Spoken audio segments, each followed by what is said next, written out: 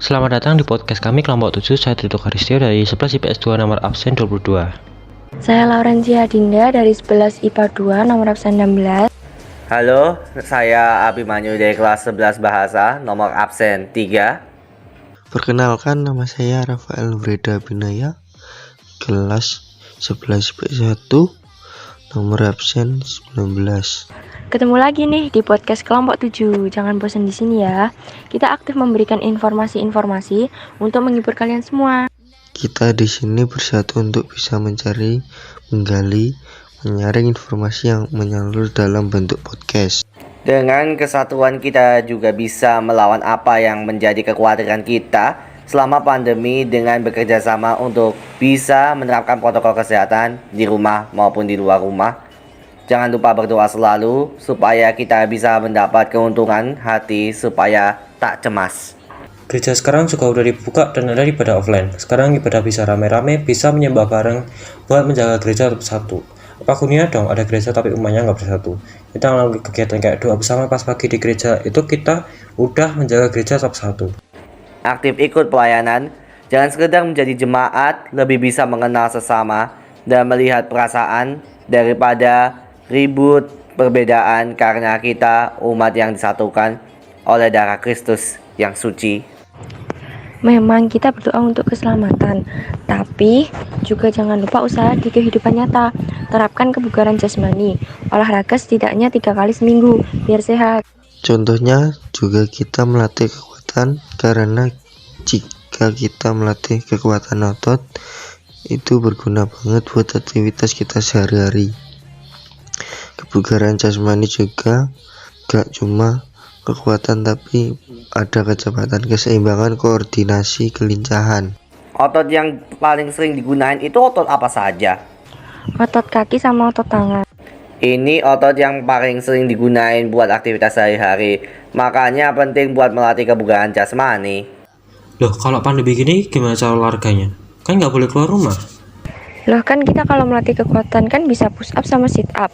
Kalau angkat beban bisa pakai aqua botol diisi pasir bisa. Pandemi gak menyurutkan semangat buat olahraga loh.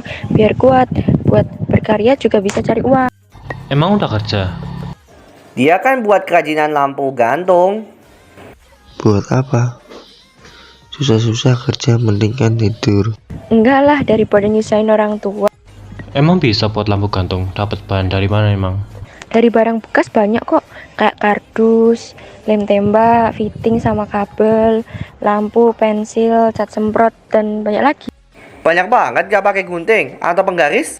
Kan itu alat, tadi aku tanyanya bahan. Gampang itu buatnya. Aku bisa. Kayak gimana emang?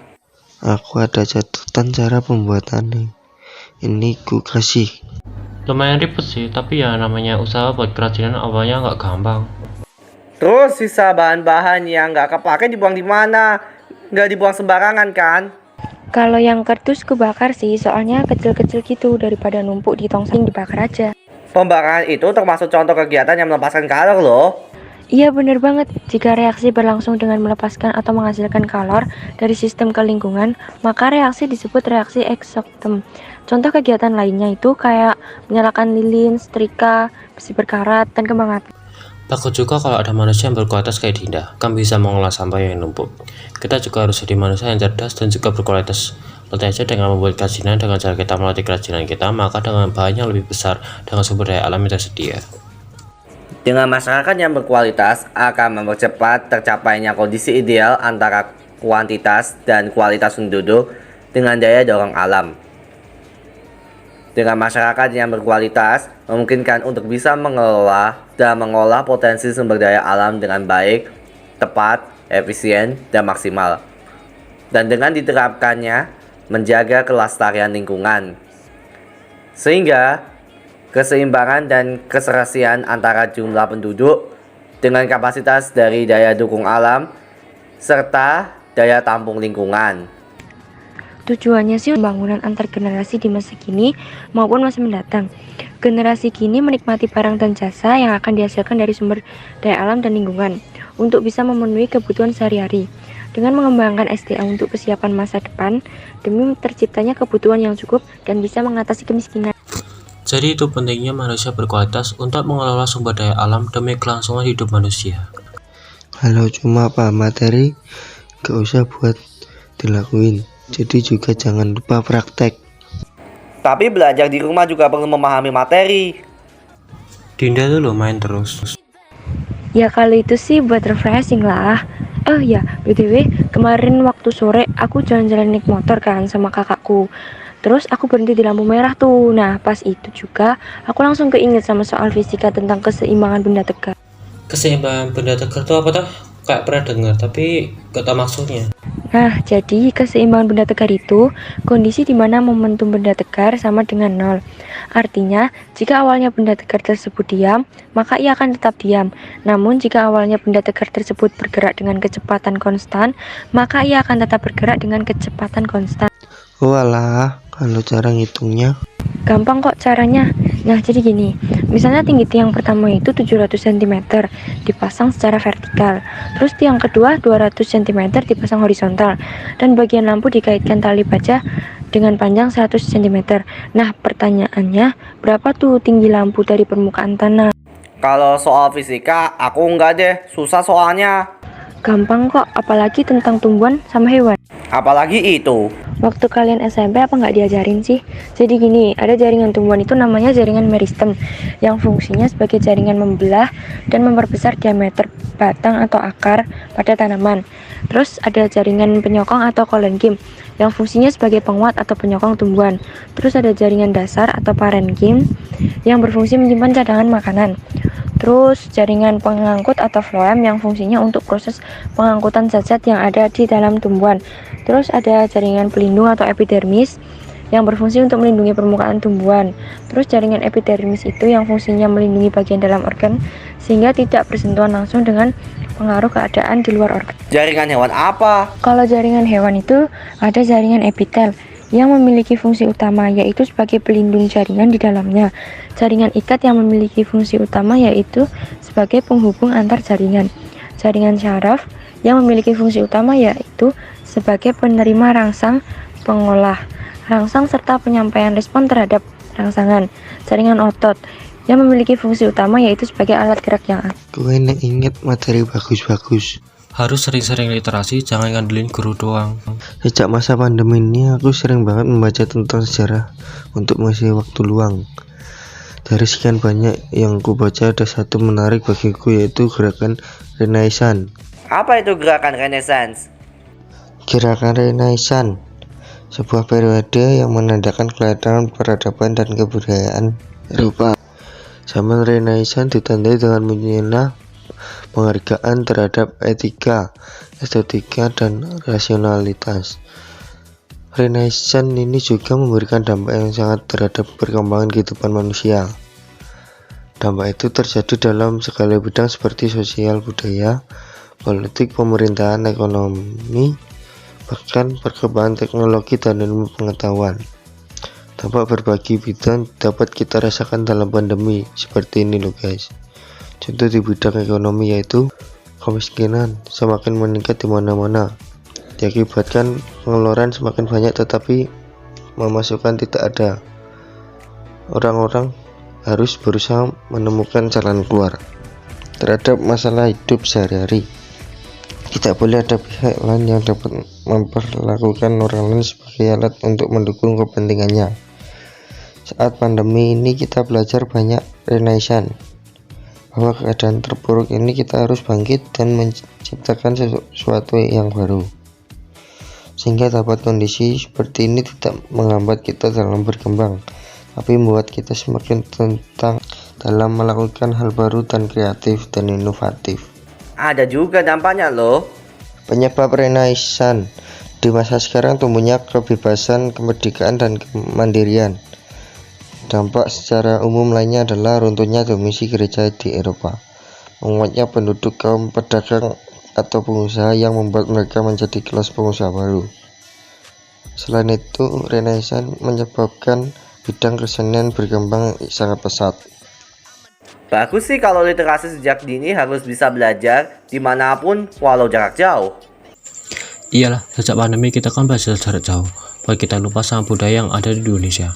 Agar kita pahami dan kembangkan nilai budaya dalam kehidupan sehari-hari, jadi kita tahu pentingnya toleransi, empati, dan rukun dalam pendidikan, agar menciptakan pendidikan yang berkualitas di masa pandemi seperti ini. Indonesia itu negara yang kaya akan tradisi dan adat istiadat. Tradisi, nilai-nilai luhur, dan kearifan lokal dimiliki dan dihidupi secara turun-temurun. Seperti yang kita ketahui, Indonesia memiliki nilai-nilai luhur yang khas dan membudaya di masyarakat seperti gotong royong, saling tolong-menolong, ramah, santun, toleran, dan peduli terhadap sesama. Nilai luhur dijadikan rujukan untuk ideologi negara yaitu Pancasila. Mengenai nilai budaya di masyarakat Indonesia sama dengan memaknai nilai budaya lokal Indonesia. Budaya lokal sangat sesuai dengan karakter bangsa. Sementara itu, budaya global lebih mudah masuk ke dalam masyarakat. Nah, perubahan budaya itu akan terus terjadi dalam masyarakat dan memunculkan dampak positif maupun negatif. Perubahan budaya ini mengikuti perkembangan manusia atau masyarakat. Perubahan budaya dapat mempengaruhi nilai-nilai budaya dalam masyarakat.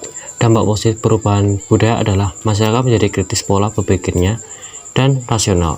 Dampak positif yang lain yaitu dapat dilihat dari perubahan budaya pertanian, industri, dan teknologi. Dampak negatif dari perubahan budaya adalah bergesernya kesenian tradisional menjadi modern, munculnya sikap individualis serta materialis dan hedonisme, dan munculnya kesenjangan dalam sosial di bidang ekonomi dalam masyarakat.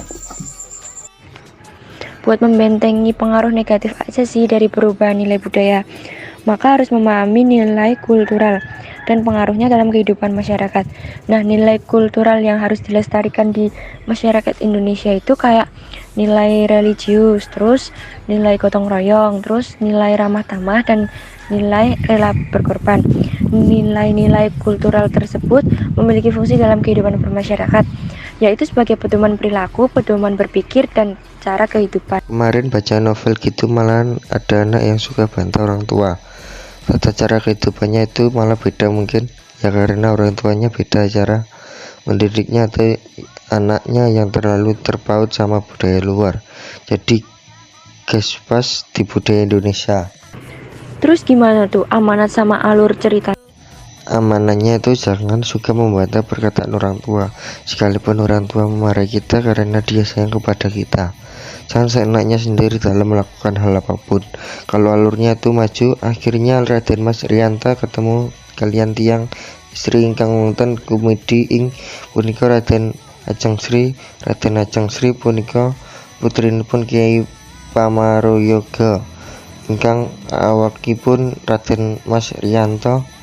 Raden Mas Rianto remang sanget kaliyan Raden Ajeng Sri. Nanging Raden Mas Rianto mboten wani ngomong.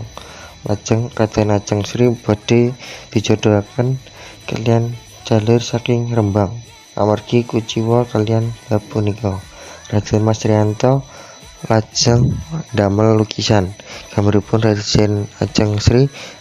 Ibunipun Raden Mas Rianto banjur tidak dateng wonten ing dalemipun Kyai Pramayoga menawi badhe tanglet perjodohan punika. Nanging ulem-ulem punika boten leres. Lajeng ibunipun Raden Mas Rianto banjur nembung Raden Ajeng Sri ini kangge didadoskan menantu. Raden Mas Rianto kalian Raden Ajeng Sri mantenan. Gak terlalu paham bahasa Jawa sih, biasanya Jerman, tapi baru pemula. Jagoan Jerman. Iyalah, nih aku mau cerita pakai versi bahasa Jerman. Ich habe Großeltern. Mein Großeltern hießen Hermann und Greta. Mein Großeltern leben in Bonn. Mein Großvater ist 75 Jahre alt und mein Großmutter ist 72 Jahre alt. Sein Hobby ist England und ihr Hobby ist Stricken. Liebt mein Großeltern sehr. Pahamlah dikit-dikit. Terus itu gimana cara komunikasinya? Udah tua umur 75 sama 72 tahun kadang kan nggak pegang HP loh. Pakai surat sih bisa. Dilihat di layar tuh suratnya. Masih pakai surat, berarti masih bisa baca dong. Bagus sih. Jadi diakhiri aja ya, itu bincang-bincang dikit. Enggak sedikit sih, banyak. Oke, makasih ya kalian semua udah mau dengerin sampai menit dan detik ini. Bye-bye.